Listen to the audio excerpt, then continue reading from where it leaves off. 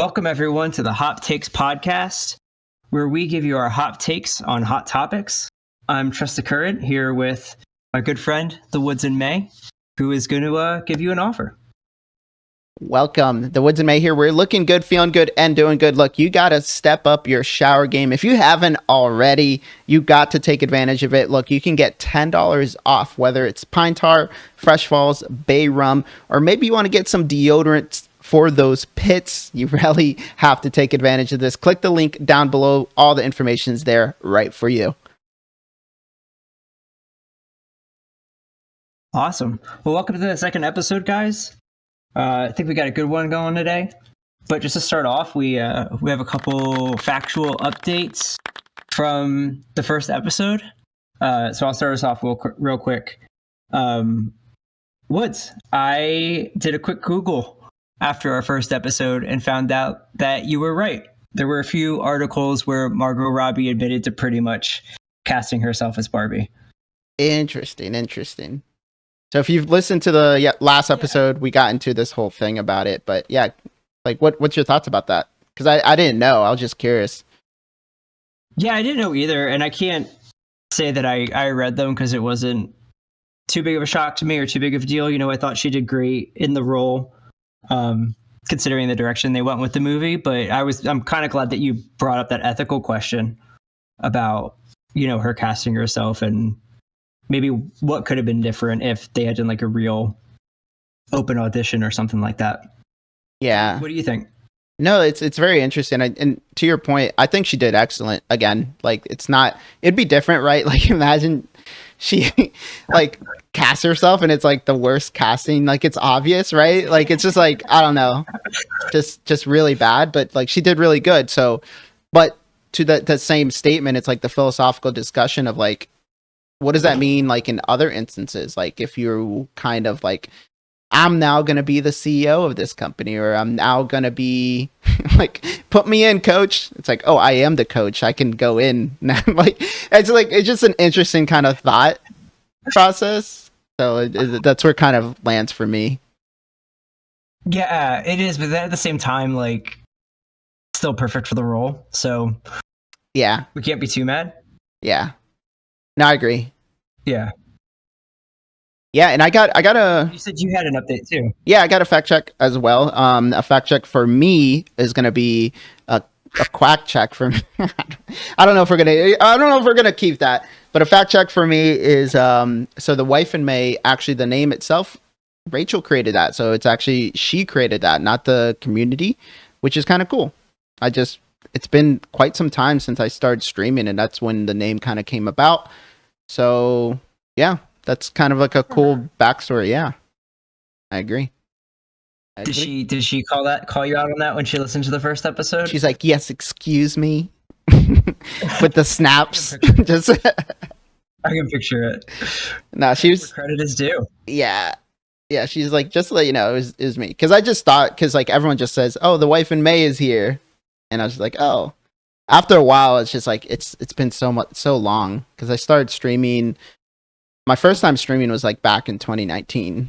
So, or was it 2018? Now I'm getting confused. So sometime. Oh man, it was 2018 because I was still at university. I was there the first night you did it. Ah. Oh yeah, you were there for one of the first ones, the big Fortnite giveaway. It was 2018. You're right. Yeah. You're right. Over and hung out. That was crazy. It was fun. It was a lot of fun. Okay, well, so we talked about that, and how about your beer? You know, we always on this podcast we kind of try to just recreate that typical friends at a pub conversation, and so the Woods and I have a couple beers here to enjoy while we talk. And what's your beer? Yeah, so I got a hazy pale ale from New Anthem. So that might be a theme. I'm going to switch it up once in a while, but it's just so convenient to go. One, I want to support a local brewery. That's like what I want to do. But it's called Drip Simcoe. It's described as resiny stone fruit and passion fruit. All selected Simcoe and hazy pale package. So it's Simcoe hops. It's very smashable. Has a nice fruity with like a combination of like piney notes to it. Definitely you have more notes like when you're smelling it. You get more of like a tip. I don't want to say West Coast because it's not a West Coast, but you do get more of a piney kind of like woodsy smell. And then yeah, when you taste it though, you get kind of like the opposite. You get more of that fruity notes to it. And stone fruit, it isn't like necessarily sweet, but it does have that fruity taste, if that makes sense. So that's essentially what I'm getting. And honestly, this beer, I was like smashing these for quite some. When it first came out, I was like, this is all I'm drinking. Let me just get a whole bunch of these. So this is actually one of my favorites of the year. And they only have a few of the 4-packs left at New Anthem. But it's really good. I really enjoy it. It's a really drinkable. It's at 6% ABV. So it's pretty steady. You can have some people might say that's pretty high ABV, but if you live in the US, that's one thing I noticed in in Ireland, for example, like all their beers on average were like 3 or 4%. And then the higher percentage beers were like maybe 6%. So it's just interesting. Even the porters and the stouts are just like the local house beers. Mm-hmm. It's weird, dude. Interesting. Which I didn't necessarily mind. That meant you can drink more without getting like, plastered or like that's not the goal for me anyways, but like it's just like very interesting, just like the difference of like, and they were really good by the way, like in Ireland obviously, like the beers were delicious. So just a side note. Well, I don't think they really drink beer with the intention of getting drunk the way a lot of Americans do. The Irish? Our high ABV is always a selling point, but I mean, I don't know. Irish, like, the thing is, they still will drink probably 20 of those to get to. If it's that drinkable. They throw whiskey in it and stuff when they want to get drunk? Like, yeah, I there's a name for that. I'm not going to say it. Yeah, I find it offensive, but I've heard that I actually recently found out that they find that offensive, or that would be offensive, and I didn't know that.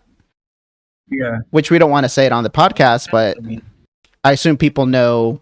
Maybe you don't, but think of like a stout, and then you drop is it whiskey into it? It's you know what? There's another name for it. Is the Boilermaker. It's not. Yeah, that's also a weird name. Why is it called that?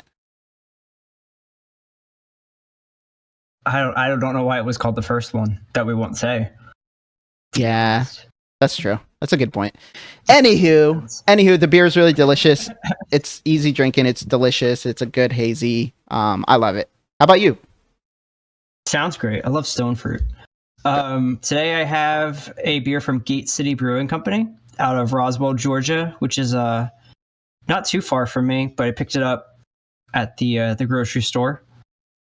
Because I walk everywhere. It's called Gourd Vibrations. It's a chocolate pumpkin porter. So the description on the back is that it's a porter made with spices and chocolate nibs. Ooh. I have yet to taste it, so we'll crack this open, see what it tastes like. That sounds amazing. Sounds delicious. All right, smells like beer. It smells like beer. Like a porter. That's good. That's a good start. It really does smell like smells like a Guinness. Okay. I feel like porters can do that. So. Mm-hmm. It sounds good. A good combination, honestly. That is good. Okay, I like that. That's got that's a good porter. It's got a little bit of a spice to it. A little bit of extra chocolate flavor than other porters I've had, but neither the spice or the chocolate's overbearing, which I'm glad about, because some of the beers, when they describe flavors like that, it just gets to be too much. I was kind of worried this was going to come out tasting like a pumpkin latte, but yeah, it's really good. Yeah, I was going to say, how's the pumpkin balanced in? I think you kind of answered it there, but just curious. The description on the back didn't say anything about pumpkin. I think that was just their seasonal name they chose. That's it just says an intriguing blend of fall spices and cocoa nibs make this pumpkin porter a perfectly balanced, drinkable fall beer. Interesting. So no pumpkin flavor. Interesting. That's cool. I like it. Yeah, I recently. That sounds good. I recently had there's another brewery not too far, like a pumpkin, and I was kind of worried with the same. I feel like everyone with like pumpkin things are like worried about like overwhelming like kind of latte, like to your point, just like sweet pumpkin. That's all we're getting. And I had one beer that was like a pumpkin, and that kind of speaks to the brewery. If they can make like a good pumpkin beer, kind of, not that yours had pumpkin, but they're describing it as like a fallish type beer. That's all. That sounds solid. Yeah, yeah, yeah. I get what you're saying though. They actually put pumpkin in it, and it still wasn't too overbearing. Mm-hmm. Mm-hmm. That's good. Yes, sure. That is good. Today we were going to talk about your history with the Squatch, Dr. Squatch, because I know we talked about it a little bit personally, but I know all of your followers and people here in Discord have to be pretty curious about what's going on there. That's true.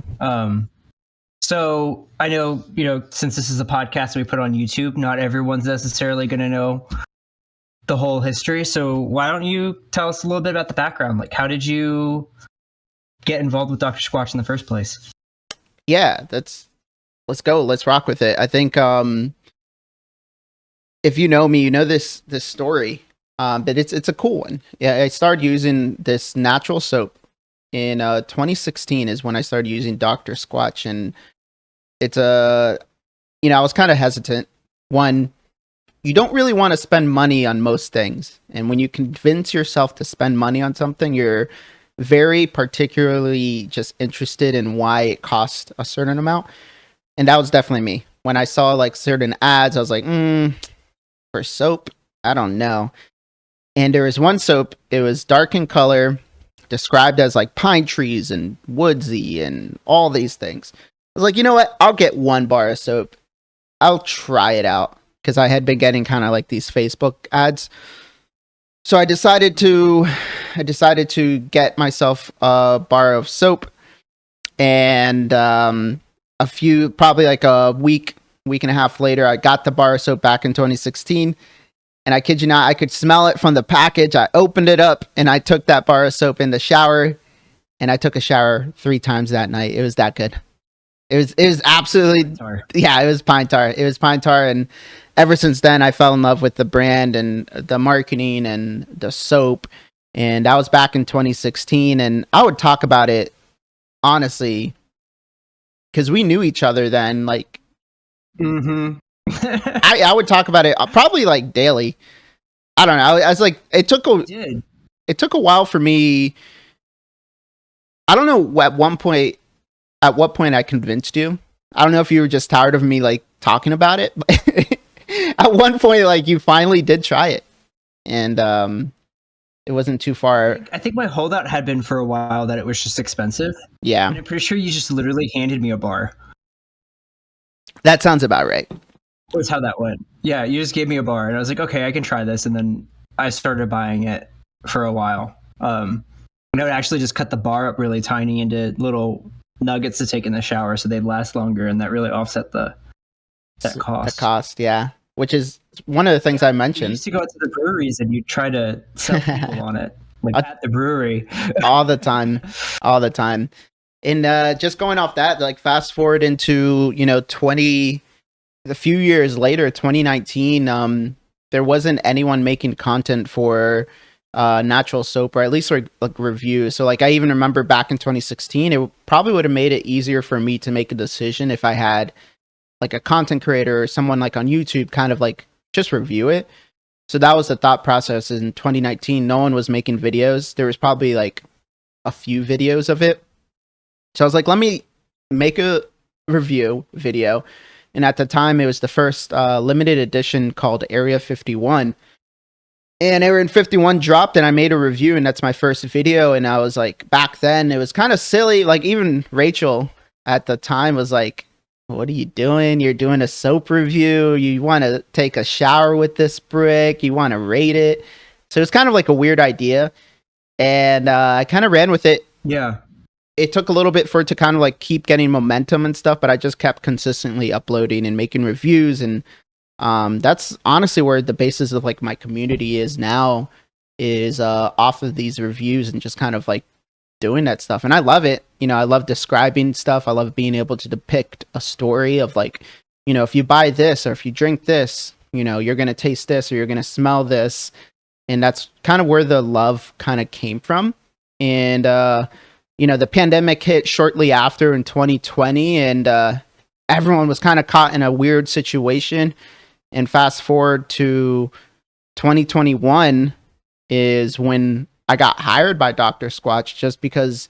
So in 2020, in late 2020, there was a group called the Scrub Club, which is the VIP members of Dr. Squatch, essentially.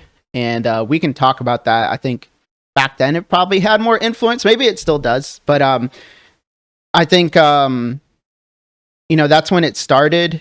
And I was like super active, super engaged, was always like making posts and interacting outside of even making my videos. And in 2021, you know, I got in connection with some people in the community team. And long story short, I then got hired to be like an intern at the time. And I was there for a little bit over a year and 9 months. So it was definitely a genuine experience. I definitely, it was a dream come true, to put it frankly, to go from like making content, YouTube videos, streaming, to then to work for a company. It was freaking nuts. Right. And didn't they literally see your videos on YouTube and reach out to you? Yeah, it was interesting. Like a lot of people, well, I'll say this. When I got into Dr. Squatch, a lot of people had already known who I was. So it was just a weird kind of like moment. But outside of that, yeah. You're doing the video game streams at the same time. Exactly. Right. And to your point though, they had known from me because they had known of like my content and what I had been doing because I was so active in the Scrub Club. So like I was like engaging with everyone's post. I was making my own post. So yeah, they had seen my videos, and at that time they had reached out to me for an opportunity to like make ads. Like think of like, if anyone's listening, think of like TikTok ads or like something like that, where you kind of like, you know what I'm talking about. You know, those quick ads that you see, it's like, oh, you should buy this soap. And it's kind of like a quick little review or something. It was kind of like one of those situations. And I was like, yeah, let's go. This is awesome. And then Rachel at the time, she kind of gave me a nudge. She's like, there's an opening in their community team, like for an intern. She kind of gave me the little shove. She's like, you're already talking to the person that's like hiring, like just go for it. In my mind, it kind of makes sense looking back, but in my mind in the moment, I was like, well, I just got this new I don't want to like ruin this new opportunity. You know what I mean? And right. I went for it. I applied and sent my resume and stuff. And after a few interviews, it was weird timing. We can talk about that too, but like, you know, the pandemic was tailing off, and I was looking for opportunities, and I was literally, it was the last day of unemployment benefits that then I got reached out from Dr. Squatch that I was hired. It was literally on the same day. Oof. Nice. How can you predict that, or how does that happen? Let's call. Yeah. I mean, yeah, that's good timing. It was really good timing. It was weird, but it was really cool. So what was it like working for Dr. Squatch? It was really cool. How is that different than what you were already doing? Yeah, it was really cool. I think, to be clear, when I was like grinding in 2020 and 2021, I was like grinding in the sense of like content creation, streaming. I was streaming like 6 days a week. So I was grinding for that, but obviously that's just not consistent. You know, you have people that if you know, are showing support and they want to subscribe to the channel, they might do that, but you can't expect them to do that. Like, there's some people that do. I mean, like some of my top moderators and like are always consistently showing up, but you can't expect that from everyone. And at the time, it's just like you're always trying to look for a little bit more consistency. So when I found Dr. Squatch and when I got hired, like I said, it was a dream come true to going from like just being super active in the community to then literally cementing yourself as the face of the community was an interesting experience, because I had to like start to transition myself from not just being passionate, but to then being a bit more professional. So that was like an interesting like experience. And it took actually quite some time to kind of like navigate through that.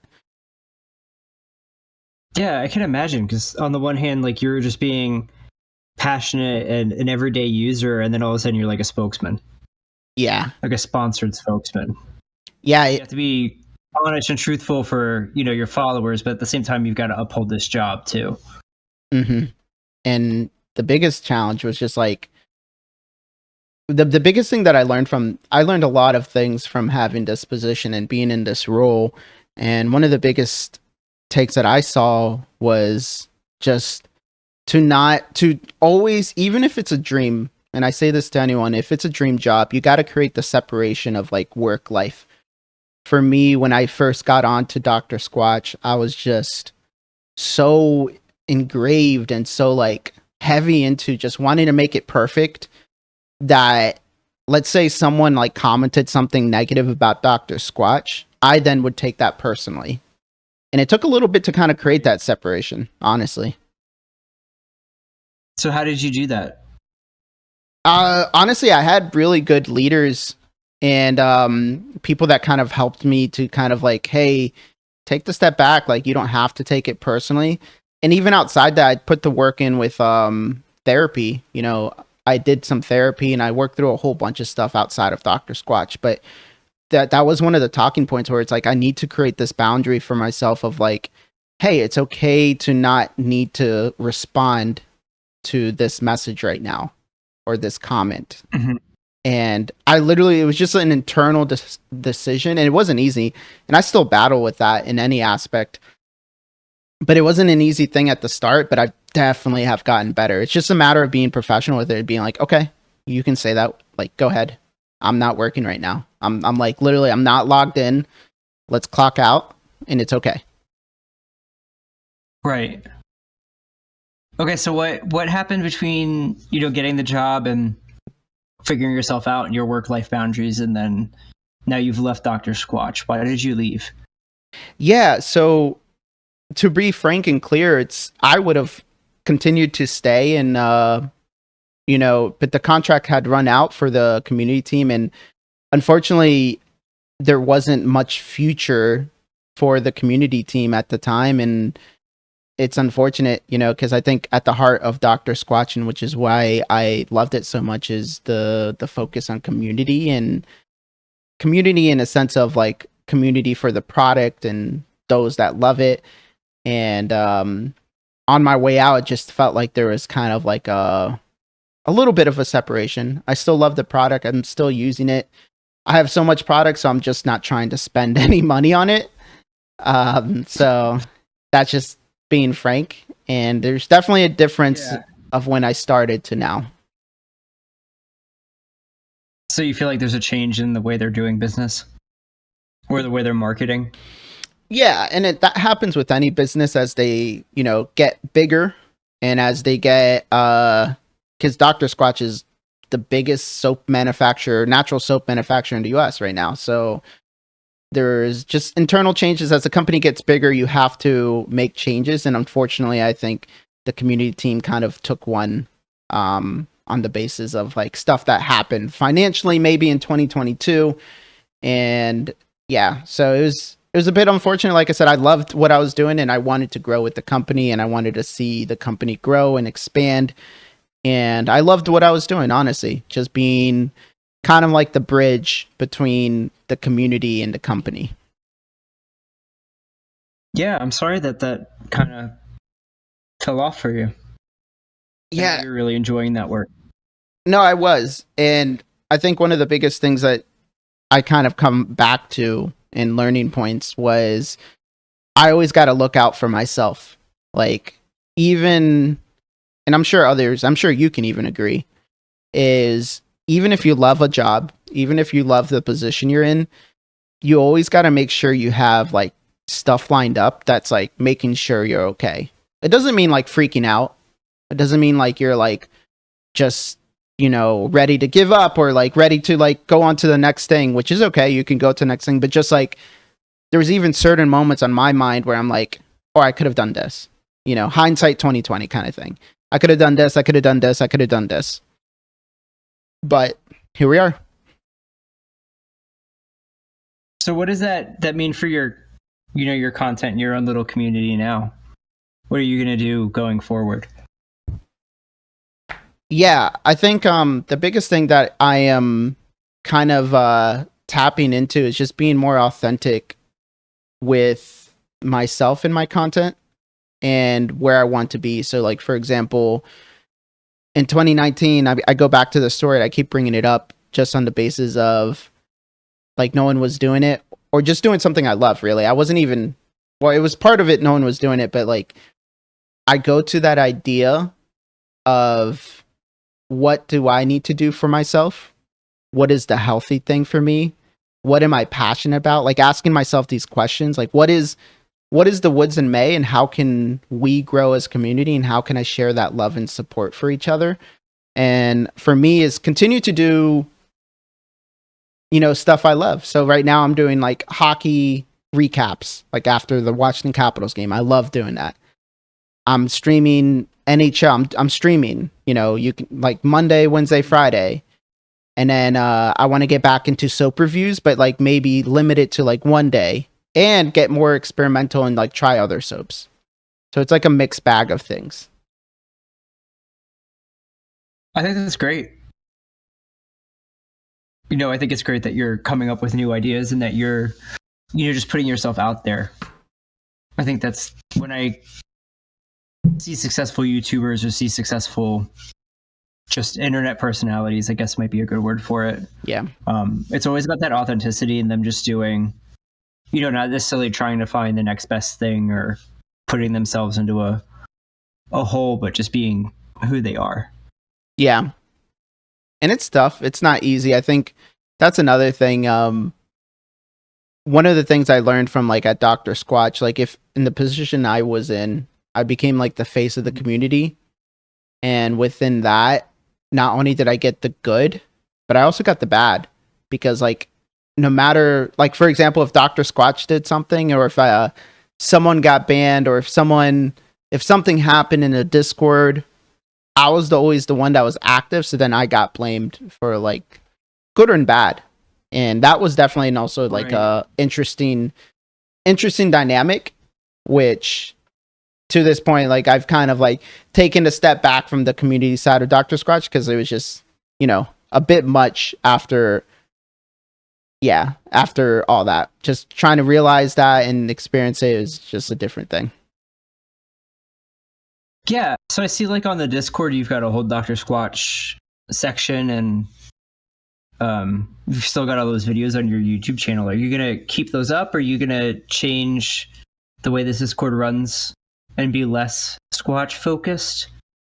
Yeah, that's a good question. I think I'm going to keep the way things are overall. I think even like on YouTube, I'm going to continue to make Squatch reviews, but not just Squatch reviews. I do have a whole lineup of like content that I want to do, including like the Marvel bricks and some other bricks I haven't gotten to like fully review or experience. But that's going to be, it's not just going to be the forefront of content. Now I'm just trying to dive into, what is the next community? What's something I can like really just tap into as my passion and share the love and my experience for, and who knows what comes for it. You know what I mean? Like you never know. The same way I wasn't making YouTube videos back in 2019, 2020 to like get a job, but man, did it feel rewarding for the amount of like work I was putting into my content to like then get a job essentially for what I was doing. Yeah, I think that's fantastic that you did. So I saw on your Discord that you announced you're going to UMD for grad school. Congratulations. Thank you. I'm really pumped about it. Yeah, you should be. That's one of the, what'd your message say? It was one of the 6 schools in the nation for marketing? Yeah, it's one of the top business schools in the nation. I'm really excited. It's going to help me just to kind of reignite this kind of sense of passion for marketing and what I can do outside of like my experience and how I can help others kind of achieve that as well. I know it sounds kind of like obscure or like how can you do that with marketing, but I really do believe there's a power in marketing. Can you go into that a little bit more? Like, what do you think the power is, or what do you see yourself doing with it? Yeah, let's go into like the sense of like we can do a whole podcast on this, like the power of marketing just goes into like the ability, for example, with my experience with Dr. Squatch, why was I so in love with a bar of soap, and why did I commit to having others experience this too? Not that, of course, like marketing can only go so much. You have to have a product at the end of the day that is the product itself can be, for example, the Barbie movie, right? The product itself can be a bar of soap. The product itself can be literally a bag of chips, an actor. It can be literally anything. But the way that it kind of has the experience, we as humans are always kind of taking in things in this digital world. And I think now more than ever, it's important to kind of not only tap into that, but then to help people that might not be represented, like bring their voices to the forefront. And how do you do that? Well, that's why I want to get my master's, to help do it in an authentic way that is, the future. So do you think that when products are being marketed, it's important to market to specific people in specific ways? Or like, why is that important? Yeah, it can be. I think it can be important to market to, I guess you said certain people, but I mean like everyone. I think even having representation of like one of my like things with like even Dr. Squatch, like until recently there wasn't really a lot of ads with like diverse people, or if it was like at the back burner kind of thing. Or I even think of like some of the partnerships that like Squatch has had with like specific influencers and stuff. There hasn't been a diverse like kind of like background. And I'm just only hyping on Dr. Squatch just because that's my background. And it's just interesting that the marketing team kind of focused on that rather than like finding, people of color or like people that kind of represented something else. Right. Yeah, I remember when those ads first came out, there was like, one of the first ways I'd actually heard about Dr. Squatch was people talking about like this presentation of like toxic masculinity for soap. Yeah. It came in, like really hard and fast with like that macho white guy thing. They really did. In a good way. They really did. In a good way, and it said, in the sense that it worked. Like it was like a good way, like in the sense of like it pulls you in as a guy to like want to take care of yourself, which is good because most times guys don't want to even shower. Let's just well, maybe you do. If you're listening to this podcast, you probably do want to take a shower, but I don't know. It was definitely enticing in the sense of like it made people or guys just be like, maybe I should shower with natural ingredients, not gloop. Yeah, no, I could see the angle that they were going for. I feel like a lot of times natural healthy products get marketed to women the most. Oh, for sure. And Dr. Squatch was kind of trying to, just do the antithesis of that. Yeah, that's a good way to put it. For sure. Okay, so you're gonna go to grad school. Are you gonna stream your study sessions? Dude, that would be so boring. It's funny though. This is like a tangent thing. So I've been doing Uber Eats for like extra money and just like getting money on the side. Honestly, I considered streaming that. Let me know if anyone in the comments. That's fascinating. It would anyone want to watch me just driving around chatting? To be fair, I was just gonna mention this. To be fair, I did do a stream where I was at a brewery and they paid for my beer. So I mean, that's not a bad experience. That's really yeah. What was streaming at the brewery? I was actually in Maryland and I was just chatting with people, and I was at Hysteria. I think we might have gone to Hysteria, but it's literally down the street from Black Flag. Yeah, we did. I think we went there after Black Flag once. Like they were open. Oh, for sure then we did. For sure we did then. Yeah. Because it's so close. Like they were super nice. Mm-hmm. It's good beer. So yeah, I did a stream and I got, my stream Love You community. They helped me. They literally gave me free beer. So, I mean, I can't complain. So maybe I should do some Uber Eats, multitask some content while I'm making some guaranteed money. Yeah, man, why not? People do there's like whole YouTube channels where you can go and just watch people walking around a city and they don't make any kind of commentary at all. Or they'll drive and it would be like, it's literally just like 8 hours of LA traffic. Oh my goodness. Yeah. I don't think I could do the study sesh. People watch that. The study sesh would be a bit too much for me. I'd get too distracted. Yeah, you would. You have to have like the right playlist and like make Yeah. sure everything looks aesthetic. Yeah, it would be. Yeah. It's an interesting idea, though. It's a fun idea. It's a thought. Yeah. Is it a thought or a thought? I mean, it's a big enough thought that it's a thought. I'm going off. Do you remember the first podcast when I had the beer? Because I said thought police. Yeah. Okay, that's it. That's yeah, and I asked you which thought it was. Is that going to become our running joke? I don't know. Maybe. So, I got a question about like the whole community thing and advertising, because yeah, just as like a typical like shopper, I guess, consumer, like, I mean, I don't consume a lot of products. Mm-hmm. You know that. I'm not a big spender. I always go for the best quality at the lowest price I can get. Mm-hmm. That's ethical, obviously. Yeah. But what role do you think like that whole community angle plays in product? Like, why does a soap company need to have a community side to it in the first place? Yeah, I think it's going to be... Can't they just say, hey, we sell soap, do you need soap? And if you do, you buy it. If you don't, then you don't. Yeah, I think it's an important question in a sense of like marketing and why it's so important. I think it's pivotal. I mean, I think it's literally the foundation of what Dr. Squatch, if we're just focusing on Dr. Squatch, but I can expand it. But when you're talking about what makes Dr. Squatch so amazing, is not just the product itself, it's the community that's at the back at it, right? Like you have people that are so passionate that are willing to push forward a product outside of your advertisements.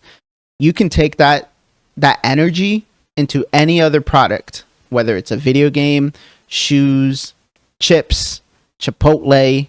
You can take that same energy and progress literally a company to move that forward. And I think the most important thing is like, what is the company going to be doing to like listen to that kind of energy and translate that into products? Now, I think there's great opportunities for many companies. And I honestly think like Dr. Squatch could improve now more than ever. I think they got to tap back into what it meant to be at the community side of things, because I think it's kind of started to miss that. And this isn't to harp on Dr. Squatch. I still love Dr. Squatch, but I'm just saying, I'm just giving you my clear take, my hot take of where Dr. Squatch is. I think they could really do better, especially on the Scrub Club side of things. Right, just to keep the energy up and keep momentum going? To a certain extent, but just also just be a little bit more transparent and clear, and be able to just listen to your community and be able to translate that into potential like future products and like find a better space. Like I think, and to be clear, it's not an easy take for any company to like have the most passionate people and then like have a space for them to interact and then have the potentiality to like influence the company. Because like Dr. Squatch is at a certain level. It's a huge ask. So I'm not saying it's easy.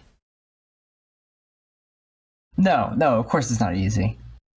Do you think there's like, what do you think about the ethics of a company having a community like that? Because on the one hand, like you have people kind of rallying behind the products and being like, oh, we love this product, we're passionate about it, and we're going to push it. But at the same time, if you start to get into like a community management perspective from something like as high level as a company, like then, you know, it's easy to want to look at it like, oh, well, the people get to influence the company and there's a democratization there. And as long as, you know, the company is putting information out there for those people to read. Like, it keeps them transparent. It keeps them, responsible. Like, if Dr. Squatch all of a sudden just started putting a bunch of silicon in their soap, like, the community would react to that and it become like a really big deal. And so it becomes like the community can become the backbone of a company in a way like that and kind of support it. But then at the same time, the opposite becomes true, where then a product and a company are able to influence a community. And so what responsibility does a company have when they start doing that? Does it change their responsibility as a company at all? I think so. I think the one who like doesn't necessarily front a community. Yeah, I think so. I think you painted it in a really good way. I actually, being part of the community team and working for Dr. Squatch, there's a few moments in particular that I think about. It's like, the community is going to know about this, but then like Dr. Squatch kind of wanted to hide it, but then it would come out and it's like, dude, like it's literally like, I am telling you as like one of the most passionate people, like they're going to know about this. And it wasn't like, by the way, I'm not talking about anything like crazy. It's not like, oh my goodness, they have like, what's the musical, the Sweeney Todd musical? Like it's not like that scenario or like anything bad. Even a Barber Street. Yeah. Talking about that movie was like, there was nothing wrong with that movie. It's just perfection. Nothing wrong with the pies. Nothing with. But I'm saying like there wasn't like, it's not anything crazy, but I think what happens, to your point, is the company has to also realize that, one, as a business, and you're looking at the community from this outside perspective, they're not dumb, right? Like if you have like passionate people, like you gotta like, I understand you might just be like, you can kind of like dish anything out and they're gonna be happy with it, but like I think about, there was a marketing campaign for Dr. Squatch, and it was with an influencer, and it was a TikTok influencer, and I'm laughing because it was called Dope Soap. It was called Dope Soap, dude. I'm gonna leave. Funny. It's funny, but it was meant to be dope. And it was whack, man. It's not with the times. I mean, that sounds like someone that's like trying to like, there's like someone trying to be hip and then they're not hip. Yeah. It's like Dope Soap, and then it was like with an influencer. It's like this like frat boy kind of influencer kind of guy. The whole thing was just like, it's just like stuff like that it's like, what are you doing? I don't think you narrowed it down at all. Narrowed it. Oh yeah. Did it narrow it down? Yeah. Narrow it down. Like it could be anyone. That's the whole point, though. But it wasn't anyone like, other than just having followers, and other than just like having money, and also being white. Like there wasn't anything really to this person, and then got like a rebranded bar of soap, and it was just like, what is going on here? And then like the clout. It wasn't even clout, though. That's my whole point. It wasn't even clout.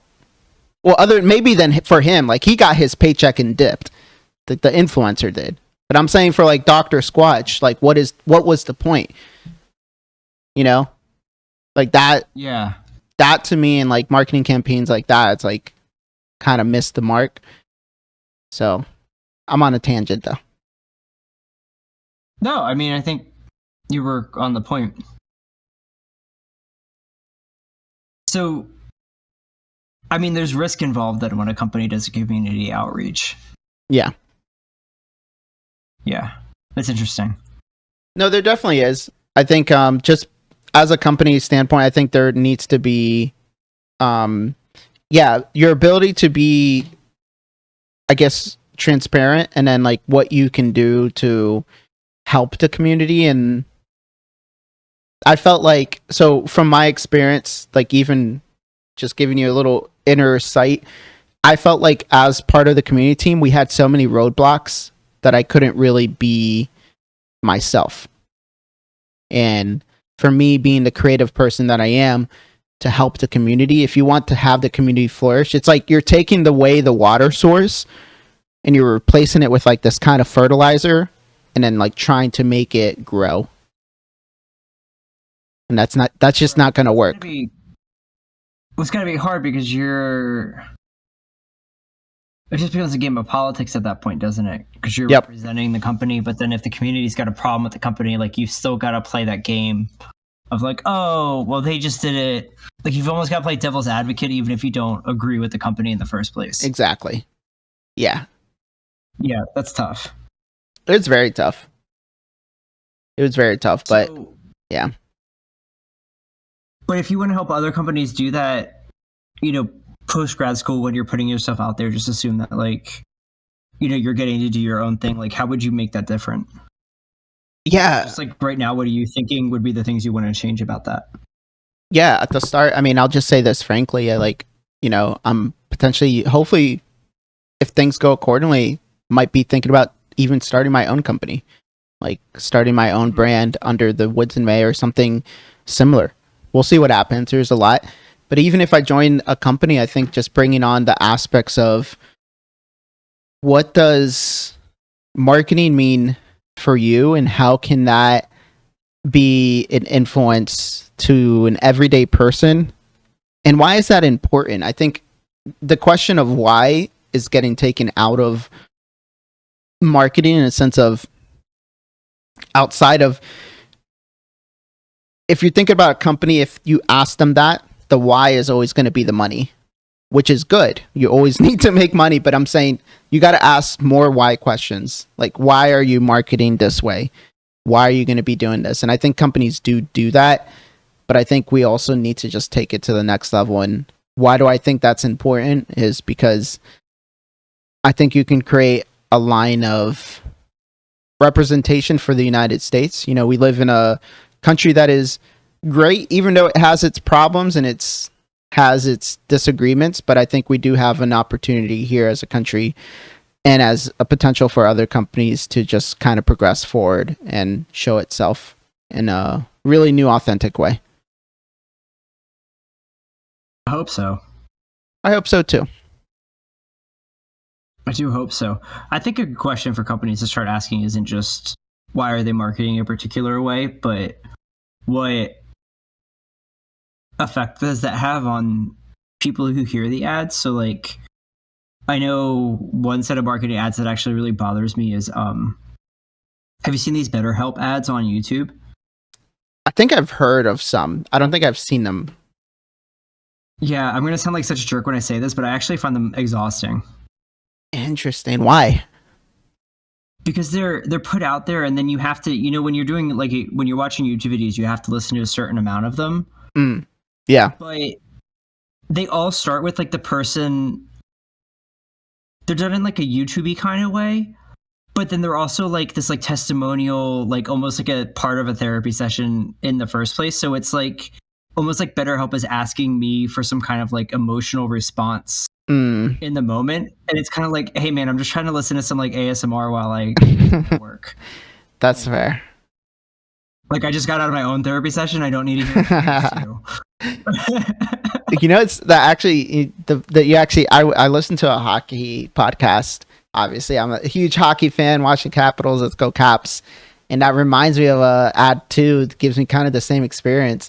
There's an ad that in the podcast, it's like, look, I'm trying to get more personal with you.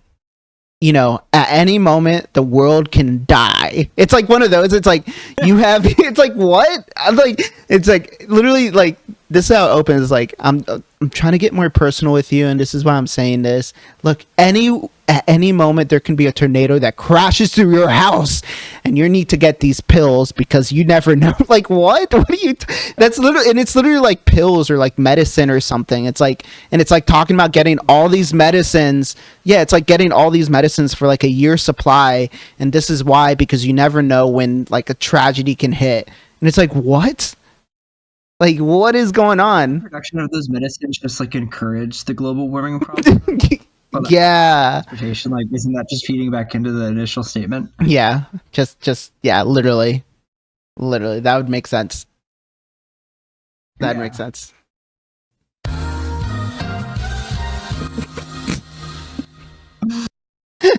So was there like a special advert to you or like a moment where marketing really stood out in your mind? that made you kind of like start to think about it? Yeah, I think, in my personal opinion, it came down to my time at Dr. Squatch and then really understanding how much advertisements can influence a person. I think of the James Schrader commercial. By the way, James Schrader, the freaking legend from Dr. Squatch.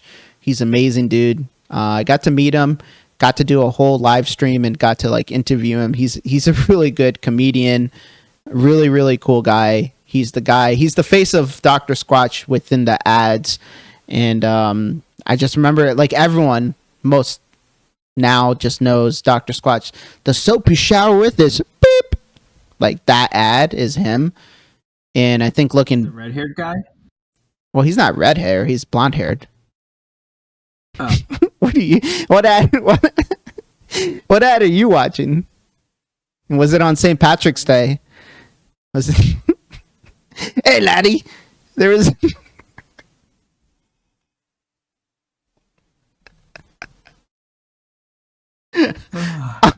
okay. No. No, yeah, he's blonde haired. Okay. Yeah. But I think just like tapping into like my experience of seeing that ad and how much it's influenced, and even like the fact that if you get to a point as a company where people decide not to skip your ad, that's pretty good. Like people want to see your ads. That is pretty good. Are there any ads that you enjoy watching right now? Right now? Yeah, what ads don't you skip? Oh, I guess. All right, let's talk about. I'm sure a lot of people, or maybe not a lot of people, but some people might agree here. TikTok. There's TikTok shop ads. That actually, fun fact. I recently bought probably the best purchase of my life. Honestly, I'm just gonna say that, like the best purchase. I bought something that really changed my life. It was Your engagement ring? it. It was a ID of SpongeBob SquarePants, an official. You know what? When I go somewhere new, I'm gonna flash this ID. You know, when someone asks like, "Hey, can I see your ID?" just to make sure I'm like the right age, I'm gonna show them the SpongeBob SquarePants ID.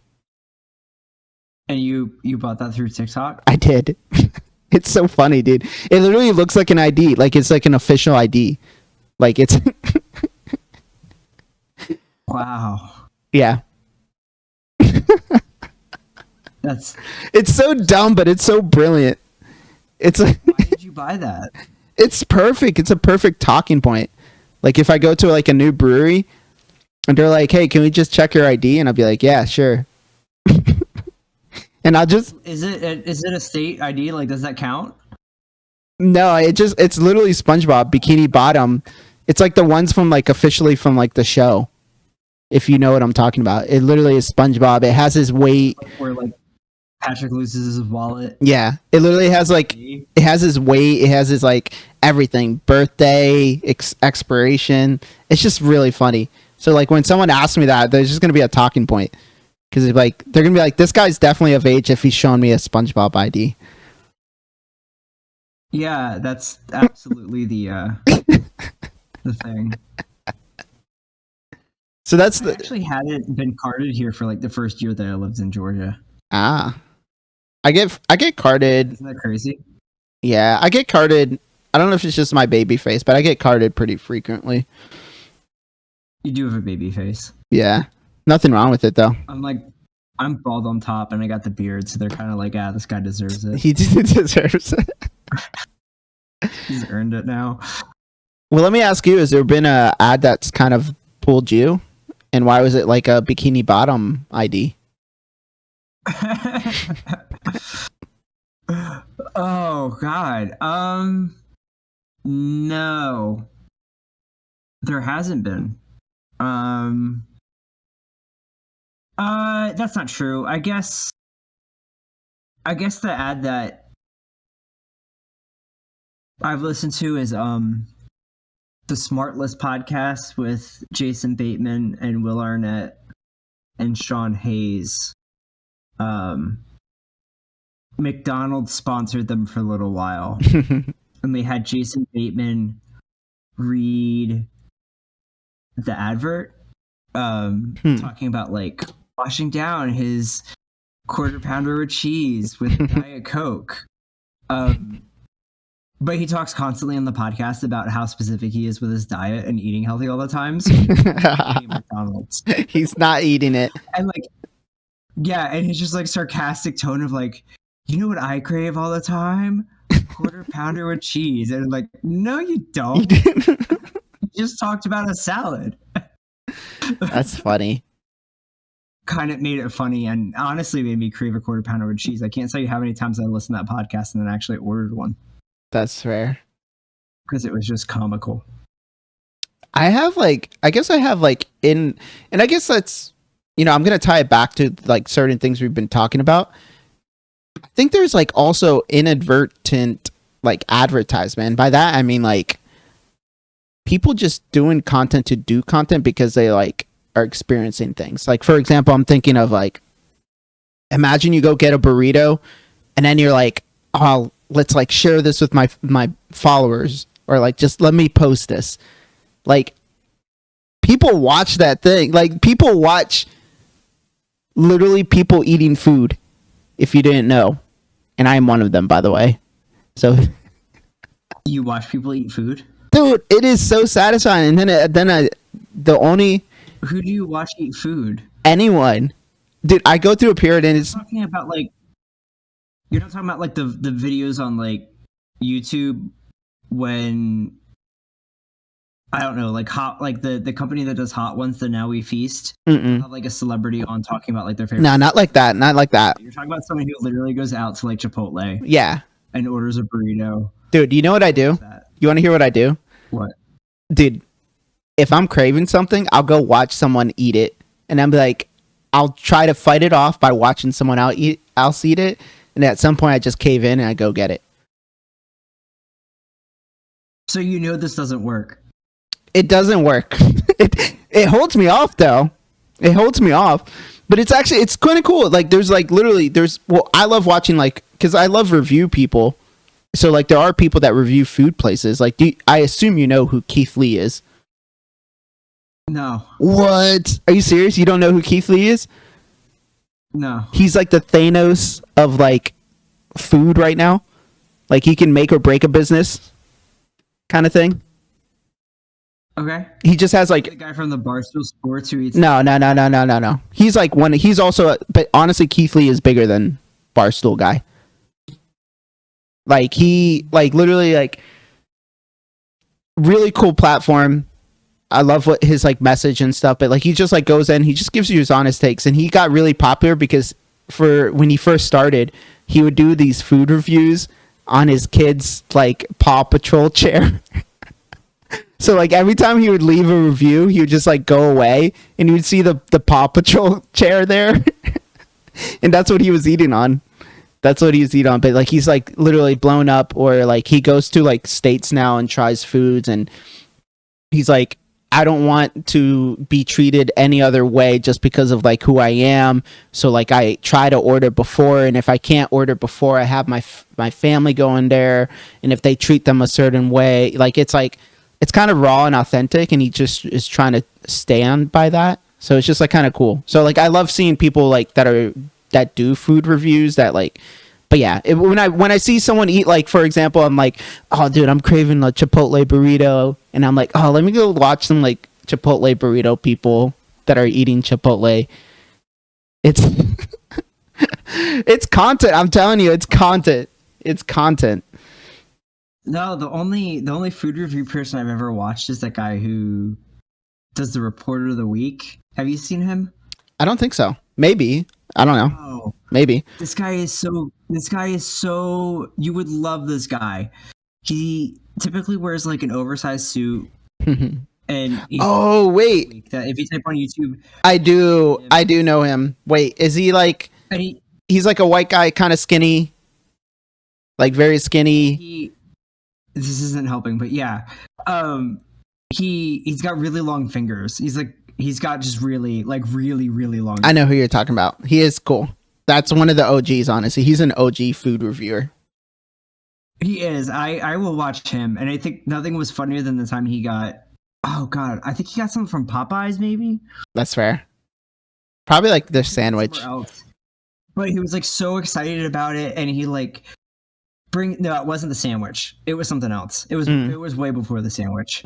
Got it. It might have been a Wendy's, but whatever. He gets his food, and he goes through the process of like ordering it, and he brings it, and he's like talking about what it's gonna be, and he shows it to the camera, and he's like, I'm really excited about this, and he takes a bite of it, and he just stops, and he chews really slowly, and he just slowly puts it down, and he goes, my disappointment is inevitable, and my day is ruined.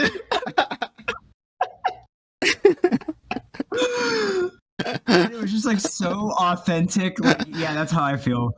That's actually really funny. That's really funny. He's really good too. I saw something like that recently of which kind of puts shame to my side of things of vegetarian vegan, but there's a vegan food place that is a resemblance of McDonald's. It's called McCharlie's in like LA and like in that area. And yeah, and someone just reviewed them literally like this week. It's kind of really funny because I laughed because I'm still gonna try. I still would love to try it, but I laughed because of the drama that happened. But first off, when he tried it and he like had like a fry, he's like, these look kind of like weird, and he tried the fry. First off, like it's a fry, dude, but like he tried, and he's like, oh hell no. Like he was just like, this is like, there's something wrong here, like what is going on? And just like his reaction like to your, like he was like, it ruined my day. He's like, I gotta throw this out, this is not good, this is not.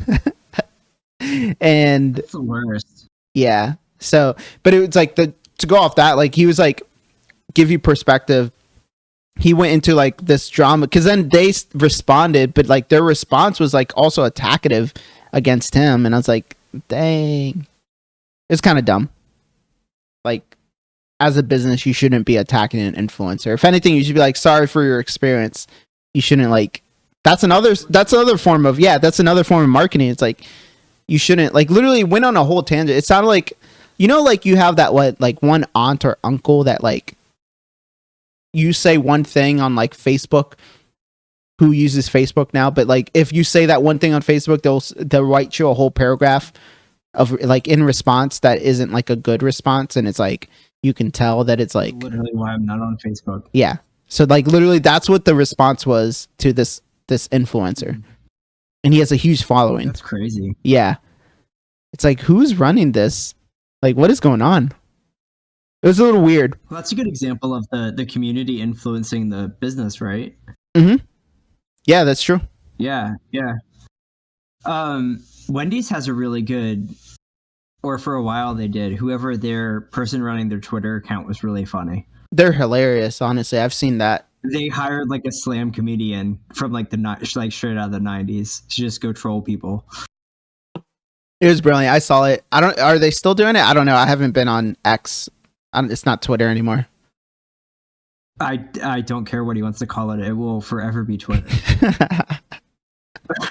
You're gonna be like the grandpa. Do you mean Twitter? I don't know about this X. This X. Get this virtual reality off my head.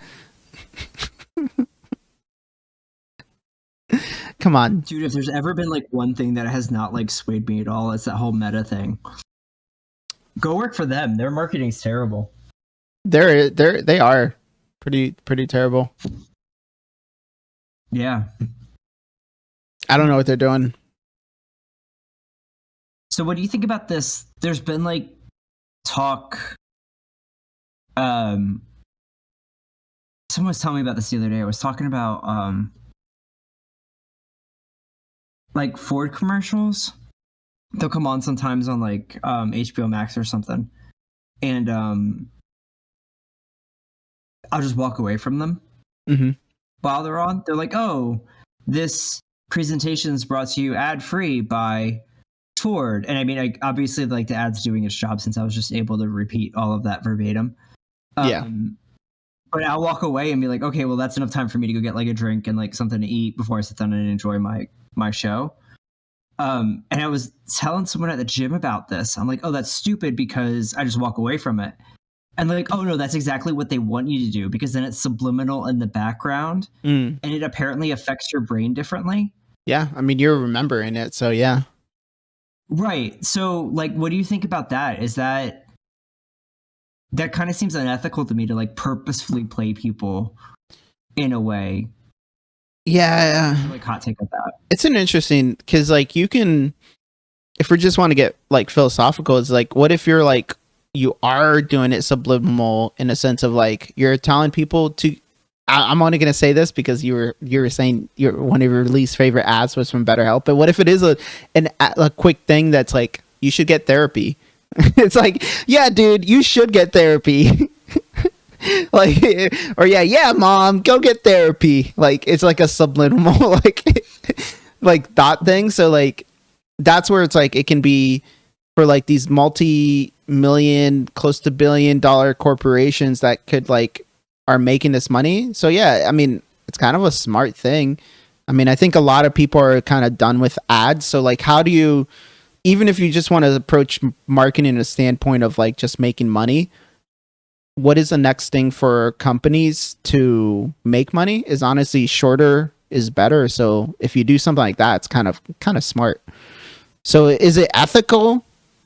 Is it better mentally? Probably. I don't know. Like, do you want to sit there and watch?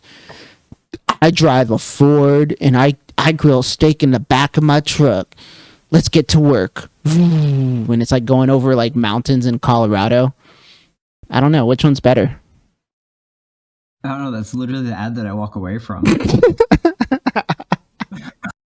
Like you're describing it. So like that's my whole point. It's like they both kind of have the same amount of harm, but I think one might have less harm, and it might be the one that's like not really doing anything. Maybe. What's your take? You mean the one that's like? You mean the Ford one that's like subliminal versus the BetterHelp one that like literally gives me an emotional reaction? I was talking about like Ford in both instances, like the Ford that like gives you like we're gonna like that doesn't do anything, and then the Ford that's like driving over Colorado mountains. Like which one is better in those cases out of those two? I mean, I'd rather the Ford not do anything. Yeah. Plan it. Personally. Fair. Yeah. Yeah, so why I guess like why do you ask, like in a sense of like marketing and stuff? Yeah, I mean, I think I just ask because I think that there's an overabundance of advertising, really. And just like from a personal perspective, I remember going on like a little rant on Reddit one day about I don't remember what the post was, but it had to do with fast food. And I just went on like this, and it had to do with fast food and ADHD, and I think someone tried to come into like the ADHD subreddit and try to ask like the best way to market to people with ADHD. And I don't know, I guess I was just in a mood and wanted to pick a fight with somebody. And went on this rant about how the best fast food place is actually Taco Bell because Taco Bell's never asked me for anything. They're always consistent. I know I can go get a Supreme. I know exactly what it's going to taste like. It's tasted the same since they announced it. It's never changed. And they always have the Mountain Dew Baja Blast. They do. But I also can't tell you the last time I saw a commercial for a Taco Bell. And I still, like once every couple months, with some regularity, do crave Taco Bell. Oh, I love Taco Bell. And that's brilliant to me. Like they don't have to put an ad out because I know what I'm gonna get. I know what my order is gonna be, but I also know like what it's gonna be like when I get it, and then it meets that expectation. Yeah. I did see an ad for Taco Bell today. I will say that. Did you? Yeah, it was for the nacho fries. Nacho fries are back. Oh. And they introduce they leave for like a minute and then they come back the next minute. So I don't know. But they introduced They go on a date, like they go on like a honeymoon. probably. They introduced though a vegan nacho cheese, which is actually really good. It's like, I mean, first off, nacho cheese is nacho cheese. It's not like, it's good, right? Like you love it for just being nacho cheese. There's a vegan one now at Taco Bell. It's good. I feel bad that part of my surprise here is that means that the nacho cheese at Taco Bell had been made with milk. I mean, yeah, it's I cheese. assumed it was chemicals. It probably is chemicals. It's probably like cardboard or I something. didn't think it was probably what? Cardboard or something. Well, now for your vegan cheese it is, but for your like, cheese it was probably like real cheese. It's not real cheese. First off, it was like, I don't know. You'll never question that. Vegan cheese, you're never like, I do. what you make it out of? I've made some good vegan cheese. You have, but what did Taco Bell? Taco Bell didn't buy your vegan cheese. To be fair, I do. To your point, I trust Taco Bell. Taco Bell is killing it. Like they're killing it all around. They're like also like killing it within like vegetarian and vegan food. They're like probably the number one. Always And had vegetarian options. they also just like are really good at it, like giving options for everyone, which is really cool. It is cool. But Their consistency is just on point. than anyone else. On point. All right, so we have gotten to the point, I think, where we're kind of on a tangent, which is the beautiful part of this podcast. So thank you all for joining. So we really do appreciate y'all. Yeah. You got any final words? Yeah, I think one, just stick around. Be sure to like and subscribe if you like this kind of content. Comment down below your thoughts. Let me know what you think about my, what has happened with Dr. Squatch. What are you feeling with Dr. Squatch? And be sure to use that code. You can also catch me live on stream. Would love to have you part of the community and on Discord just to kind of create the conversation. But I'm going to leave it here with you. Ending a podcast about marketing with marketing. Exactly. Yeah, exactly. Trust the current. How about you, good sir? I would say that the best kind of marketing is consistency and authenticity, and don't oversaturate our brains. You mean I shouldn't be like, And everyone have a good night. you mean I shouldn't be like, hey, I'm going to get a little personal with you. There's a hurricane coming towards your house right now. This is why I shouldn't market like that. No, listen, I don't know how I've been feeling lately. I'm thinking about taking up therapy. I think I need to pay someone to hear my feelings. Because I don't feel like anyone else will listen otherwise. Oh, man. If you've been listening, you understand the jokes. I encourage therapy. Yeah, I do too. Very good. That's why I wanted to clarify. If you've been listening this long, you understand the jokes. And if you don't, you can comment. Better help. If you need therapy, go to therapy. Yeah. We should all go. Yeah. Same. There you go. BetterHelp. You can advertise us. We got your back. BetterHelp's great. They got a flat rate. They'll hook you up with a therapist that you get along with. It's all remote if you don't want to have to go into an office. There you go. Free advertisement. There you go. I did try to say what they would say. But yeah, everyone have a great night. We appreciate you. We love you. Join the Discord. Join the conversation. Click the link down below. We really do appreciate y'all. Have a great night. Bye, everyone. Have a good night. See you next week.